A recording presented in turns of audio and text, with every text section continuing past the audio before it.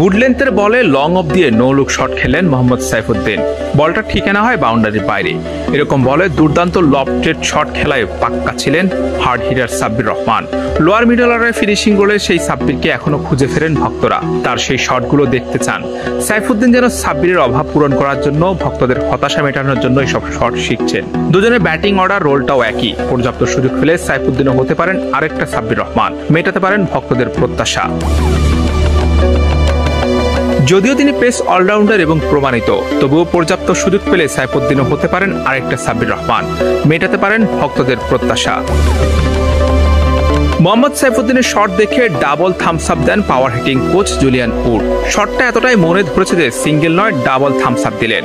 হাততালি পান সিনিয়র সহকারী কোচ মোহাম্মদ সালাউদ্দিনের কাছ থেকেও। রোববার বাংলাদেশ দলের ঐচ্ছিক অনুশীলন ছিল। মাত্র 3 জন ক্রিকেটার অনুশীলন করতে আসেন, তাদের মধ্যে একজন এই পেস অলরাউন্ডার। এদিন বল হাতেই নেননি, পুরোটা সময় নেটে ব্যাট করেছেন। জুলিয়ান উড তার ব্যাটিং দেখেছেন, ভুল ধরিয়ে শিখিয়ে দিয়েছেন। শট ভালো লাগলে হাততালি দিয়ে অ্যাপ্রিসিয়েট করেছেন।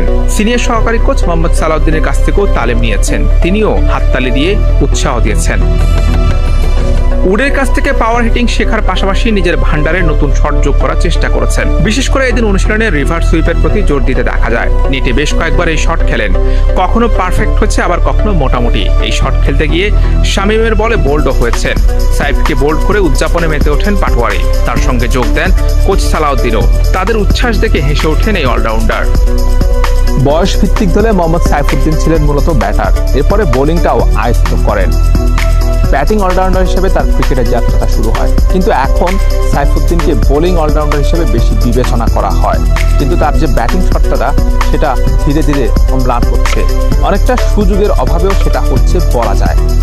গত কয়েকদিন ধরে বাংলাদেশ দল যে প্র্যাকটিস করেছে সেখানেও দেখেছিলাম সেই চিত্র। মোহাম্মদ সাইফুদ্দিনকে অধিকাংশ সময় বল করতে দেখা গেছে। ব্যাটিং করা হয়নি প্র্যাকটিসের বেশ কয়েকটা দিন, এবং ম্যাচ সিনারিও প্র্যাকটিস ম্যাচেও তাকে নামানো হয়েছে অনেক পরে। এবং অনেক সময় দেখা যায় জাতীয় দলে তার কিন্তু ব্যাটিংয়ের চেয়ে বোলিংটাকে বেশি প্রাধান্য দিচ্ছে।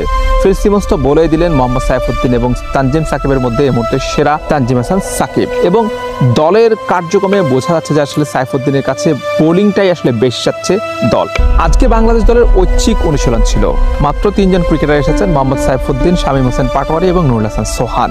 3 জনে ব্যাটিং করেছেন নেটে এক নাগাড়ে। অর্থাৎ যদি আজকে মূল অনুশীলন থাকতো সেখানেও দেখা যেত সাইফুদ্দিনকে বোলিং করতে হতো, ব্যাটিংয়ের সুযোগটা কম পেতেন। বাট সাইফুদ্দিন কিন্তু ব্যাটিং অলরাউন্ডার, সেটা নিজেকে প্রমাণ করেছেন, প্রুভেন তিনি। সাইফুদ্দিনের জন্য সামনের সময়টা আরেকটু কঠিন, যেহেতু তানজিম হাসান সাকিবের সঙ্গে তার কম্পিটিশন। এই কম্পিটিশনটা নিশ্চয়ই হেলদি কম্পিটিশন। এই কম্পিটিশনটা তাকে আরও